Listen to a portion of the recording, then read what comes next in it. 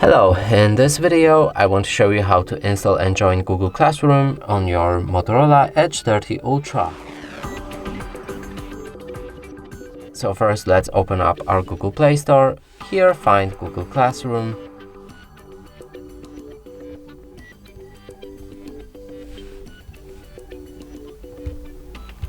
Download it.